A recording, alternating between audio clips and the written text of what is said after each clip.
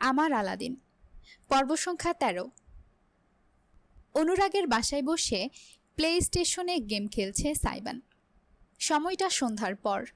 এই সময়ে অনুরাগ অফিস থেকে ফেরে। ঢাকা বিশ্ববিদ্যালয় থেকে পড়াশোনা করে এখন একটা বেসরকারি বিশ্ববিদ্যালয়ে অ্যাসিস্ট্যান্ট প্রফেসরের পদে আছে সে। অনুরাগের মা কিছুক্ষণ আগেই সাইবানের জন্য বাটি ভর্তি নারকেলের নাড়ু আর শরবত দিয়ে গিয়েছেন। এও বলে গিয়েছেন আজ তার হাতে মাটন বিরিয়ানি না খেয়ে বাসায় না যেতে। এই ঘরে সাইবান পরিবারের সদস্যের মতো, তেমনি তার ঘরে অনুরাগ। সাইবান যতক্ষণে গেমের ৭ নাম্বার লেভেলটা টপকেছে তখন তোয়াল্লেতে মাথা মুছতে মুছতে রুমে এলো অনুরাগ। গোসল করে এসেছে, তাই খালি গা, শুধু একটা ট্রাউজার পরনে। কাঁধের তোয়ালে ছড়িয়ে সে বন্ধুর পাশে বসে দুটো নাড়ু তুলে একসাথে মুখে পুরে দিল। ওপর হাতে জয়স্টিক তুলে গেমে যোগদান করল। তোর গা থেকে লাক্স সাবানের গন্ধ আসছে। সাইবান বাঁকা হেসে মন্তব্য করল। স্কিনের দিকে তাকিয়ে অনুরাগ বলল, তো লাক্স ব্যবহার করেছি তাই? মেয়েদের সাবান ব্যবহার করিস এখনো? মানে স্বভাবটা আর যাবে না। সাবানেরও আবার মেয়ে ছেলে? তাছাড়া তুই আমাকে এটা বল, তুই কিভাবে জানলি লাক্স সাবানের গন্ধ কীরকম? তীর্যক হাসল সাইবান। চোখ টিপ দিয়ে জানালো, আই হ্যাভ মাই ওয়ে। না পারতেই হেসে ফেলল অনুরাগ। স্ক্রিন থেকে দৃষ্টি সরিয়ে সাইবানকে দেখল। পা ঝুলিয়ে ঝুলিয়ে নাড়ু খাচ্ছে আর মনোযোগ দিয়ে গেম খেলছে। হঠাৎ করেই দেখলে তার মুখভঙ্গি একদম বাচ্চাদের মতো মনে হয়। গায়েগতরে হয়তো বড় হয়ে গিয়েছে ছেলেটা, তবে অন্তর থেকে সাইবান যেন আজও সেই শিশুটি রয়ে গিয়েছে। আজও তাই মনে হয় অনুরাগের। সে হঠাৎ করে মোলায়েম গলায় বলল, তোকে ইদানিং খুশি খুশি দেখায়। আমি তো সবসময় খুশিই থাকি, ইদানিং কেন বলছিস? I meant genuine happiness. জয়স্টিকের উপর সাইবানের আঙুল জমে গেল। গেমের ভেতর গুরুত্বপূর্ণ পর্যায়ে চললেও সে যেন ভুলে গিয়েছে কিভাবে খেলতে হয়। অনুরাগ সোফায় হেলান দিয়ে বসে ব্যক্ত করল, টু বি অনেস্ট, আমি মনে করেছিলাম এই বিয়েটা তুই মানতে পারবি না, মানিয়ে চলতে পারবি না, কিন্তু আজকাল তোকে দেখে মনে হয় তুই ভালোই হ্যান্ডেল করছিস। You are happy and protective of your life. হাত থেকে জয়স্টিক রেখে দিল সাইবান। গেম ওভার হয়ে গিয়েছে। অনুরাগের দিকে সরাসরি ফিরে তাকালো না সে। আপন মনে শুধালো, সেদিন আবিরের সাথে যা হলো তার জন্য বলছিস? বলতে পারিস, তবে আমি ওভারঅল সব কিছু দেখেই বলছি। ইরাম বৌদিকে তুই যথেষ্ট সম্মান করিস। এক্স্যাক্টলি, সম্মান। হঠাৎ করে অনুরাগের দিকে ফিরে তাকালো সাইবান। জল জল চোখে ঠোঁটে অদ্ভুত হয়ে হাসি মেখে বলল, it does not matter how I feel, it never matter. Iram আপু আমার খালার মেয়ে। ছোট থেকে ওনাকে দেখেই বড় হয়েছি।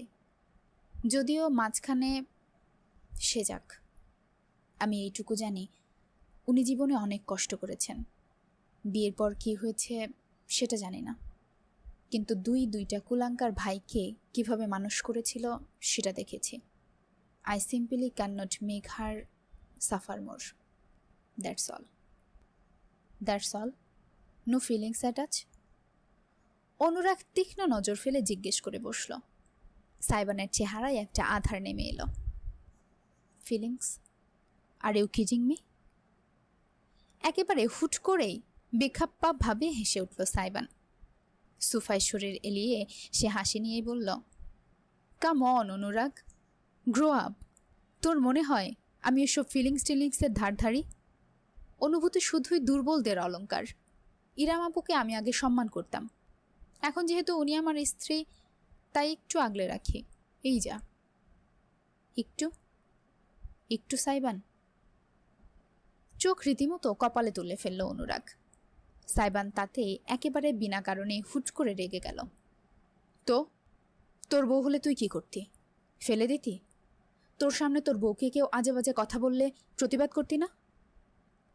প্রতিবাদটা যখন এতই জোরালো হয় যে 6 বছর টানা সহ্য করা বন্ধুদের এক ঝটকায় উগরে ফেলা যায়, তখন একটু সন্দেহ তো হবেই, বল?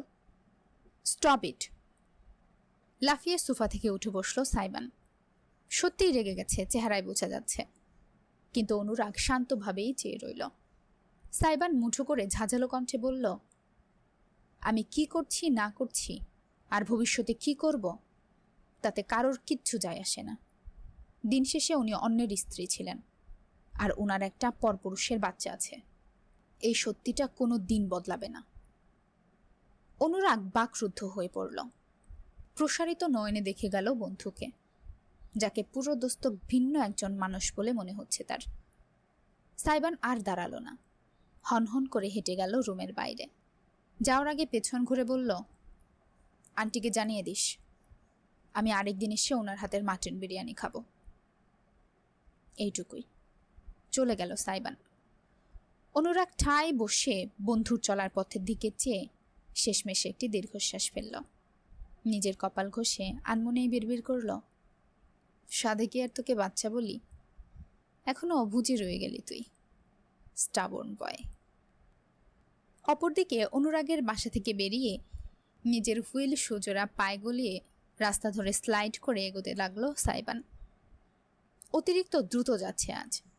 বাতাস কেটে বেরিয়ে যাচ্ছে তার চোখে মুখের চারপাশে। অতিরিক্ত আক্রোশ ফুটল তার পদক্ষেপে। বনবন করে ঘুরছে জুতার চাকা। লম্বা একটা পথ পাড়ি দিয়ে শটান রাস্তা ধরে একটা গাছের গুড়ির আঁকড়ে ধরে নিজেকে আটকালো সাইবান। ভারী নিঃশ্বাস ফেলে ঠাস করে কপাল ঠেকালো গাছের শক্ত খসখসে গুড়ির উপর। চোখ বুজে ফেলল। অস্পষ্ট সুরে বলল, শিট। কিচেন কাউন্টারে জিনিসপত্র সাজিয়ে বসেছে সুগন্ধা। একটা বড় থালায় পুর তৈরি করা, অন্য পাশে ময়দার তৈরি ছোট রুটি। সেগুলোর ভেতর পুর ভরে ভাঁজ করে মোমো বানাচ্ছে মেয়েটি। একসাথে অনেকগুলো করে বানিয়ে ফ্রিজে রেখে দেয় ফ্রোজেন স্ন্যাক্স হিসেবে। বিশেষ কোনো কাজ না থাকায় ইরাম দাঁড়িয়ে দাঁড়িয়ে তাকে সাহায্য করছে। একপাশে ছোট ক্রিবে ঘুমাচ্ছে ইজান। ক্ষণে ক্ষণে ছেলেকে দেখে মুচকি হাসি নিয়ে কাজ করছে ইরাম। হাতের ময়দার রুটিতে পুর ভরে সুন্দর করে ভাঁজ করে মোমো বানিয়ে রাখছে আরেকটা প্লেটে। হঠাৎ করে সে বলল, সুগন্ধা, তোমার কলেজের পাশে একটা ইউনিভার্সিটি আছে না? কম্পিউটার শেখাই যে। হ্যাঁ আছে তো, আপনি যাবেন? মাথা দুলালো ইরাম। হ্যাঁ, এরপর যেদিন কলেজে যাবে আমাকে নিয়ে যেও। কম্পিউটারের কাজ শিখবেন? ভালো ভালো।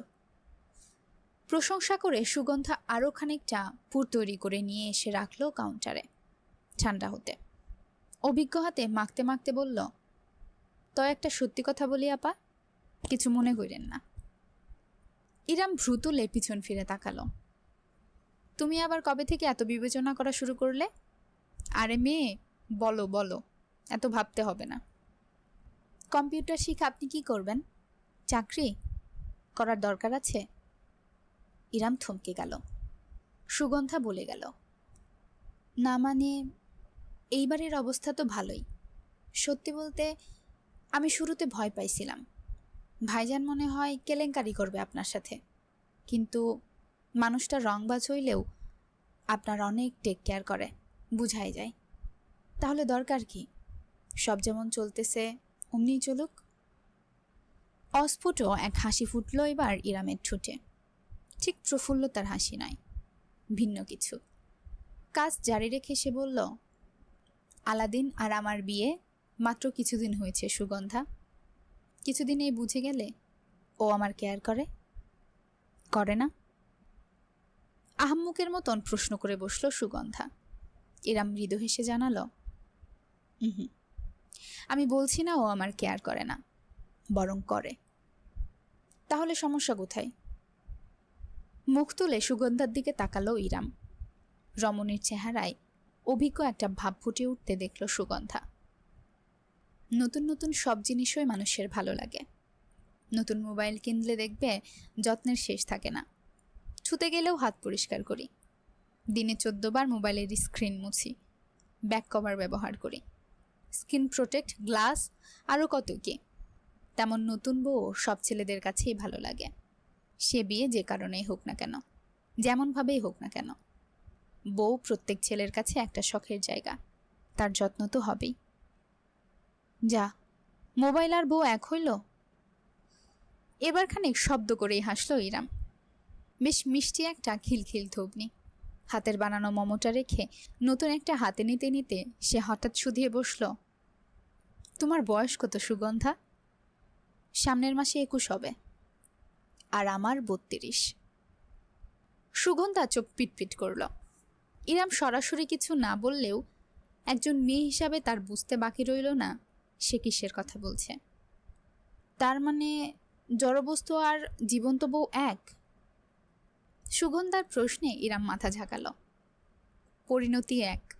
মানুষের মনটা এমন সুগন্ধা, সময়ের সাথে সাথে অনুভূতি ফিকে হয়ে আসে। আজ যে তোমাকে ভালোবেসেছে বলে তোমার জন্য পৃথিবী পুড়িয়ে দেবে, ঠিক 5 বছর পরেই সে তোমায় দেখেও পাশ কাটিয়ে চলে যাবে অচেনা মানুষের মতন। জগৎটাই এমন, পুরাতন জিনিসের কদর করে কজন। আপনি একেবারে দার্শনিক লেভেলের কথা বলেন আপা। আপনার কথা শুই না এখন আমার পুরুষ মানুষ বিশ্বাস করতে ইচ্ছা হইতেছে না। বিশ্বাস কেন করবে না? একটা সম্পর্কের ভিত্তিই বিশ্বাস, সেটা তো করতেই হবে। তবে মনে রেখো। মুখ তুলে সুগন্ধার মনোযোগী দৃষ্টির পানে চেয়ে ইরাম বলল, পুরুষ তোমাকে ভালোবাসে নতুন জামার মতন। যতদিন নতুন থাকে প্রতিদিন পরতে ইচ্ছে হয়। পুরাতন হয়ে গেলে সে জামা আলমারিতে এক কোনায় পড়ে রয়। অতঃপর পা মোছার কার্পেট তার শেষ গন্তব্য হয়। সুগন্ধা মাথা দুলাল। আমি আপা বিয়ে করবই না আর। মৃদু হাসল ইরাম। দুজন কিচেনের কাজ এবং গল্প করতে করতে খেয়ালই করল না কখন সাইবান বাইরে থেকে ফিরেছে। কিচেনে এসেছিল সে ফ্রিজ থেকে ঠান্ডা পানি নিতে, অথচ আর ভেতরে ঢুকল না। নীরবে পাশ কাটিয়ে পুনরায় বেডরুমের দিকে চলে গেল। কিছুক্ষণ পর ইজানকে কোলে নিয়ে বেডরুমে এলো ইরাম। ঢুকতে দেখতে পেল বিছানার উপর একটা ডাফল ব্যাগ। কোনো প্রকার ভাঁজ করা ছাড়াই বেশ কয়েকটা শার্ট, প্যান্ট এবং গেঞ্জি অবহেলায় ঠেসে ঠেসে বসছে সাইবান। ইরাম এগিয়ে গেল। কি ব্যাপার, কোথায় যাচ্ছ? শো আছে, ঠান্ডা গলায় জবাব দিল সাইবান। ইরাম ইজানকে বিছানায় শুইয়ে একটা ঝুনঝুনি ধরিয়ে খেলতে দিয়ে সাইবানের হাত থেকে ব্যাগটা টেনে নিল। যে কাপড়গুলো দুমড়ে মুচড়ে ভরেছে উল্টো করে সেগুলো বিছানায় ঢেলে এবার সুন্দর করে এক একটা ভাঁজ করে করে ভেতরে রাখতে লাগলো। সাইবান ভ্রুকুচকে সরে দাঁড়ালো। শো কোথায়? সিলেটে। 3 দিনের আগে ফিরতে পারবো না। বিছানায় বসে নিজের প্যাকেট থেকে হঠাৎ করে একটা সিগারেটের প্যাকেট বের করলো সাইবান। একদম বেপরোয়াভাবেই লাইটার দিয়ে ধরিয়ে ঠোঁটে ছুঁয়েছে কি ছুঁইনি, ইরাম ঠাস করে চাপড় দিয়ে সিগারেটটা ফেলে দিল। শাসনের সুরে বলল, খালামণি আমাকে বলেছে চেইন স্মোকার তুমি নাকি। সমস্যাটা কি? শিক্ষিত ছেলে মানুষ হয়ে তাড়াতাড়ি মরার এত শখ কেন? এখন কি আপনার জন্য আমার মরার স্বাধীনতাটুকুও বিসর্জন দিতে হবে? সাইবানের কথার ধাঁচটা ভালো লাগলো না ইরামের। তবে সে অতিরিক্ত কিছু বলতে পারল না। বিছানায় খেলতে থাকায় যেন হুট করেই কেসে উঠল। ইরাম দ্রুত ছেলেকে কুলে তুলে নিল। বাবাটা কি হয়েছে? সিগারেটটা ফ্লোরে পড়লেও এখনো নিভে নিবিধায় ধোঁয়া সৃষ্টি করছে। ইরামের নাকে লাগলো গন্ধটা। ইজান নিশ্চয়ই তামাকের ধোঁয়াটা সহ্য করতে পারছে না। দ্রুত উঠে গিয়ে রুমের বারান্দার দরজাটা খুলে দিল ইরাম। মুক্ত প্রাকৃতিক বাতাস ঢুকতে লাগলো ভেতরে হু হু করে। সাইবান দৃশ্যটা খেয়াল করে নিজের পা দিয়ে সিগারেটটা পিষে নিভিয়ে ফেলল। অতঃপর তুলে ময়লা ঝুড়িতে ফেলে দিয়ে রুমে স্প্রে তুলে নিঃশব্দে স্প্রে করে দিল আশেপাশে। ইরাম ছেলেকে দুলাতে দুলাতে দৃশ্যটা দেখলেও বিশেষ কোনো মন্তব্য করল না। সাইবান নিজের ব্যাগটা ঠিকঠাক করে রাখতে রাখতে হঠাৎ একটা টি শার্ট বের করল, কালো রঙের। তাতে ডোরিমন কার্টুনের ছোট্ট একটা চিত্র আঁকা। ইরামকে দেখিয়ে সে হঠাৎ করে বলল, জাস্ট ফর ইউর রিমাইন্ডার, আমি এটা ক্লাস 10-এ নিয়েছিলাম। এখন অনেক টাইট হয়, তবুও মাঝে মাঝে পরি ঘুমানোর সময়, কারণ এটা আমার ফেভারিট টি শার্ট। ইরাম মাথা কাত করে তাকালো। বুঝতে পারেনি সাইবান হঠাৎ করে তাকে একটা টি শার্ট কেন দেখাচ্ছে। সাইবান তীর্যক হেসে ব্যক্ত করল, কিছু পুরুষ আছে যে জামাকে একবার মনে ধরে, সেটা জামা ছোট হোক, ছিঁড়ে হোক কিংবা পুরাতন হোক, কখনো মায়া কাটাতে পারে না। ইরামের চোখ জোড়া বড় বড় হয়ে গেল। ঠোঁটজোড়া ফাঁক হলেও সে কিছু উচ্চারণ করতে পারল না। সাইবান আর অপেক্ষাও করল না, ব্যাগ রেখে রুম থেকে বাইরে বেরিয়ে গেল। তার জিনিসপত্র সব গাড়িতে লোড করে রাখতে হবে যেন সকালে তাড়াহুড়া না হয়। গভীর রাত, প্রায় 2:30 বেজে এসেছে, অথচ ইরামের চোখে আজ এক বিন্দু ঘুম আসছে না। বারান্দায় দাঁড়িয়ে আছে সে, সনসনে হাওয়া তার শরীরে ঝাপটা দিয়ে যাচ্ছে। রাতের নিস্তব্ধ জগৎ যেন হাত বাড়িয়ে তাকে ডাকছে আধারে হারিয়ে যেতে।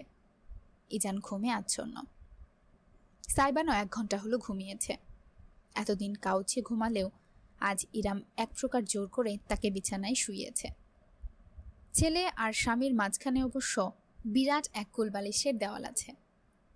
বিছানাটা বেশ বড় হওয়ায় সুবিধা হয়েছে।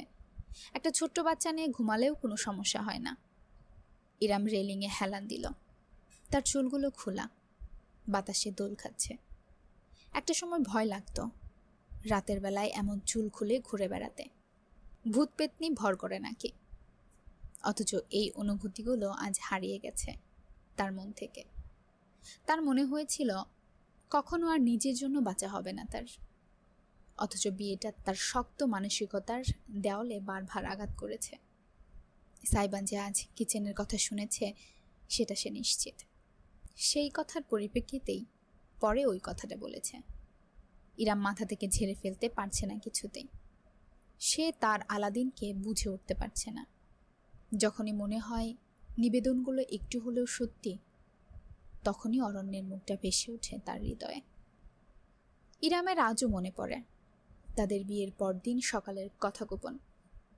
ইরাম বাসরাতে বিছানা ছেড়ে উঠে যাচ্ছিল তৈরি হয়ে নাস্তা বানানোর জন্য, অথচ অরণ্য তার কবজি টেনে পুনরায় নিজের বুকের উপর আগলে নিয়েছিল। ইরাম লজ্জা পেয়ে বলেছিল, ছাড়ুন, কি করছেন? ফ্রেশ হব, নাস্তা বানাবো, অনেক কাজ। তুমি ভাবলেও বা কিভাবে আমি আমার বউকে বিয়ের পরদিনই রান্নাঘরে ঢুকতে দেব? রান্নাঘর তো দূরের কথা, তোমার কোমল পা ওই শক্ত মেঝেতে আমি স্পর্শ হতেই দেব না। অরণ্য কথা রেখেছিল। টানা 7 দিন ইরাম বিছানায়, সোফায়, কাউচে, কখনো বা দোলনায় শুয়ে বসে কাটিয়েছিল। এমনকি কোথাও যাওয়ার দরকার পড়লে বিনা কারণে অরণ্য তাকে কোলে তুলে নিয়ে যেত। স্বামীর গলা জড়িয়ে ধরে ইরাম খিলখিল করে হাসত আর ভাবত এই সুখ আর কখনো তার কপাল থেকে মুছবে না, অরণ্য মুছতে দেবে না। বুক চিরে একটা দীর্ঘশ্বাস বেরিয়ে এলো ইরামের। চোখ বুজে ফেলল। সেথায় কয়েক ফোঁটা অশ্রু জমলেও জোরপূর্বক নিজেকে নিবারণ করল সে। মাথা ঝাঁকাল। না, আর অতীত নিয়ে ভাববার সময় নেই। জীবন তাকে একটা দ্বিতীয় সুযোগ দিয়েছে, সুযোগটা তাকে কাজে লাগাতেই হবে। একটা শব্দে ইরামের শান্তির সময় ব্যাহত হলো। রুমের ভেতর থেকে গুঞ্জনের মতো একটা আওয়াজ আসছে। ফোনের রিংটন। ইরাম কামিজের ওড়নাটা ঠিকঠাক করে ভেতরে এলো। নাইট স্ট্যান্ডে রাখা সাইবানের ফোন বাজছে, অথচ ছেলেটার খবর নেই। বেঘুরে ঘুমাচ্ছে। ঘুমের ঘরে কুলবালিশের কাছে এসে ঘেঁষেছে একেবারে। এপাশে থাকা ইজানের ছোট্ট ডান হাতটা তার কপালের উপর পড়ে আছে। বাপ ছেলে কখন কিলবিল করে একে অপরের কাছে পৌঁছেছে কে জানে। সাইবান হুঁশে থাকলে এতক্ষণ চিৎকার চেঁচামেচি শুরু করত। ভেবে ইরাম মনে মনে খানিক হেসে তারপর এগোলো। নাইট স্ট্যান্ড থেকে সাইবানের ফোনটা হাতে নিতেই তার ভ্রু কুঞ্চিত হলো। কলার আইডিতে ভাসছে একটা পরিচিত নাম, তিতলি বেইব। ইরামের বুকে একটা খচমচ অনুভূতি হলো। আজকালকার ছেলে মেয়েরা এমনিতেই বেব শব্দটা কোনো উদ্দেশ্য ছাড়াই ব্যবহার করে, এটা সে জেনেছে সামিয়ার সাথে বসে একটা বাংলা নাটক দেখে। জোর করে নিজের মন সামলে ইরাম হাত বাড়িয়ে সাইবানকে ডাকল। আলাদিন, আলাদিন, তোমার ফোন। প্রথমটাই মুড়ামুড়ি করলেও উঠল না সাইবান। শেষমেশ যখন চোখ খুলল তখন ঝটকা দিয়ে নিজের কপাল থেকে ইজানের হাতটা সরিয়ে দিয়ে খেকিয়ে উঠল। কি রে ভাই, বাপের কপালে বদুয়া দিচ্ছিস? শকুনের দোয়ায় গরু মরে না, তোর আম্মা যেন শেখায়নি? ইরাম হুট করে নিজের একটি আঙুল সাইবানের ঠোঁটে চেপে ধরল। ঘুমাচ্ছে, আস্তে। সাইবান নিজের জায়গায় জমে গেল। ঘুম জড়ানো চোখে চেয়ে রইল ইরামের দিকে। হলদেটে মৃদু আলোয় রমণীর চেহারা তার বুকে অদ্ভুত এক ঝড় তুলল যেন। ঠোঁটের উপর নরম আঙুলটা ছোঁয়ায় তাকে মাতাল করে ফেলেছে। নিজের সবটুকু শক্তি প্রয়োজন হলো এক আঙুলটার একটা গাঢ় চুমু দেওয়া থেকে নিজেকে নিবারণে। সাইবানের ঘোলাতে দৃষ্টি এবং ফুলা মুখখানে দেখে বিব্রত ইরাম দ্রুত নিজের হাতটা সরিয়ে নিল। এগিয়ে দিল ফোন। তোমার ফোন। সাইবান একটি ঢুক গিলে ফোন হাতে নিল। কলার আইডি দেখে 1 সেকেন্ড তার চেহারা বদলে গেল। ফোনটা রিসিভ করে বিছানা ছেড়ে উঠে গেল সে। সোজা বারান্দায় চলে গেল। ইরাম সেদিকে চেয়ে রইল। তারপর বিছানায় বসে ইজানকে ঠিকঠাক করে শুয়ে রাখল। ক্ষণে ক্ষণে তার চোখ না চাইতেও চলে গেল বারান্দার দিকে। 2 মিনিট বাদে ফিরে এলো সাইবান, রীতিমতো রুদ্রমূর্তি হয়ে। ইরামকে কোনো জবাবদিহি না করেই ক্লোজেট থেকে জ্যাকেট বের করে গায়ে জড়ালো। চুলে আঙুল চালিয়ে ঠিকঠাক করে ওয়ালেট আর গাড়ির চাবি পকেটে ভরল। ঘড়ির দিকে তাকালো ইরাম। প্রায় 3টে বাজছে। এত রাতে কোথায় যাচ্ছ? কাজ আছে, কখন ফিরবো জানি না। এইটুকুই। বিশেষ ব্যাখ্যা ছাড়াই সাইবান ভারী জুট সুতা পরে গলিয়ে হনহন করে ঝোড়ো গতিতে হেঁটে বেরিয়ে গেল রুমের বাইরে। ইরাম বসে থাকলো বিছানায়, হতবিহুল হয়ে। একটা মাত্র ফোন কলের প্রয়োজন ছিল এত রাতে সাইবানের ঘর থেকে টেনে নিয়ে যেতে। এই বিষয়টা ছাড়া হাজার চাইতেও আর কিছু ভাবতেই পারল না ইরাম। শেষ রাতের দিকে মাত্র 2 থেকে 3 ঘন্টার মতো সময় ইরাম ঘুমাতে পেরেছে। 8টার দিকে উঠে ফ্রেশ হয়ে নিচে চলে এসেছে। সুগন্ধার আজ থেকে অনার্সের ইনকোর্স পরীক্ষা, তাই সকালের নাস্তা চা সে সামলাবে বলে রেখেছে। সামিয়া হয়তো উঠে গিয়েছেন, তার রুমে বাতি জ্বলছে। হসপিটালের জন্য তৈরি হচ্ছেন খুব সম্ভবত। সারিকা একটু দেরিতে উঠে নাস্তাটা একাই করে। সকলের জন্য চুলায় চায়ের জন্য দুধ বসিয়ে ইরাম আগে থেকেই প্রস্তুত করে রাখা ব্রেড, ফলমূল সব টেবিলে নিয়ে সাজিয়ে রাখল। সাইবান এখনো ফিরেনি। বারংবার না চাইতেও সে সদর দরজার দিকে তাকাচ্ছে। চা যখন প্রায় ফুটে এসেছে তখনই ঘটনাটা ঘটল। পায়ের শব্দ শুনল ইরাম। সাইবান ফিরেছে ভেবে সে দ্রুত কিচেন থেকে বেরিয়ে এলো। অথচ মুখোমুখি হলো একদম ভিন্ন আর অপ্রত্যাশিত একটি দৃশ্যের। সুঠাম কাঠামোর অধিকারী এক 6 ফুট দীর্ঘদেহী বয়স্ক পুরুষের দণ্ডায়মান। থমথমে পাথুরে চেহারা, মুখ জুড়ে হালকা খোঁচা খোঁচা সাদা দাড়ি, চুলে রূপালির আস্তরণ, ধূসর স্যুট প্যান্ট পরনে, বাম হাতে চকচকে সোনালি ঘড়ি, সেই হাতেই একটা লাগেজ ধরে রাখা। ভ্রুজোড়া সদা কুঞ্চিত। চেহারা দেখতে মনে হবে বিনা কারণে জীবনের উপর বিরক্ত তিনি। ইরামের চিনতে একটুও ভুল হলো না। পুরুষটির চোখ গোটা বাড়ির উপর ঘুরে রমণের উপর থামল। ইরাম সঙ্গে সঙ্গে নিজের ওড়না মাথায় তুলে ঘুমটা দিয়ে এগিয়ে গেল। আসসালামু আলাইকুম খালু বলে সে ঝুঁকে পা ধরে সালাম করতে গেল। নতুন বউ হিসেবে শ্বশুরকে প্রথমবার পায়ে সালাম করাটা ঐতিহ্য। অথচ চকচকে কালো সুপরিহিত পাজুরা ইরাম ছোঁয়ার আগেই সরে দাঁড়ালো। জমে গিয়ে মাথা তুলে তাকালো সে। উপর থেকে অতীব ভারী কণ্ঠে আদেশ এলো, সরে দাঁড়াও, তোমার মুখটা আপাতত দেখতে চাইছি না। হ্যালো এভরিওয়ান, একটু মনোযোগ দিয়ে শুনবেন। আমার আলাদিন গল্পটা আমি জাভিন ফুরকানের কাছ থেকে পার্সোনালি পারমিশন নিয়ে আমার ইউটিউবে দিচ্ছি। তো আপনারা যারা আমার কণ্ঠে গল্পগুলা টিকটকে বা অন্য কোনো প্ল্যাটফর্মে ব্যবহার করে থাকেন, আপনারা প্লিজ আমার আলাদিন গল্পটাকে দেওয়া থেকে বিরত থাকুন। কারণ এটা আমি শুধু ইউটিউবের জন্য পারমিশন নিয়েছি। সো এটা অন্য কোনো প্ল্যাটফর্মে দেওয়া থাকলে সেটার জবাবদিহিতা আমাকে করতে হবে। তো আপনারা যারা আমার কণ্ঠগুলো ব্যবহার করে থাকেন তারা প্লিজ আমার আলাদিন গল্পটা দেওয়া থেকে বিরত থাকুন। আমি যদি কোনোভাবে জানতে পারি তাহলে আমি কিন্তু সেটার পদক্ষেপ নিব। তো আপনাদের কাছে সতর্ক করছি। আর আপনারা যারা আমার কাছে জানতে চেয়েছেন আমার কোনো টিকটক অ্যাকাউন্ট আছে কি না, আমার টিকটক অ্যাকাউন্ট আছে, তবে আমি সেটা ব্যবহার করি না। আমার কণ্ঠের গল্প ইউটিউব ছাড়া অন্য কোনো জায়গায় ব্যবহার করি না। যারা ব্যবহার করে তারা আমি নই। তাই আপনাদের কাছে অনুরোধ, প্লিজ আমার আলাদিন গল্পটাকে দেওয়া থেকে বিরত থাকুন। শুনছিলেন জাবিন ফুরকানের লেখা আমার আলাদিন। গল্প পাঠিয়েছিলাম আমি তাসরোজ মিম। আজকে শুনলেন গল্পটির ১৩তম পর্ব। আজকের পর্বটা আপনাদের কাছে কেমন লেগেছে অবশ্যই কমেন্টের মাধ্যমে জানিয়ে দিবেন। যদি ভালো লেগে থাকে গল্পে একটা লাইক এবং চ্যানেলে একটা সাবস্ক্রাইব করে দিবেন। পরবর্তী পর্বের জন্য অপেক্ষা করবেন। পরবর্তী পর্ব খুব শীঘ্রই নিয়ে হাজির হব। ততক্ষণে চোখ রাখুন স্টোরি বাই তাসরোজ চ্যানেলে। ধন্যবাদ।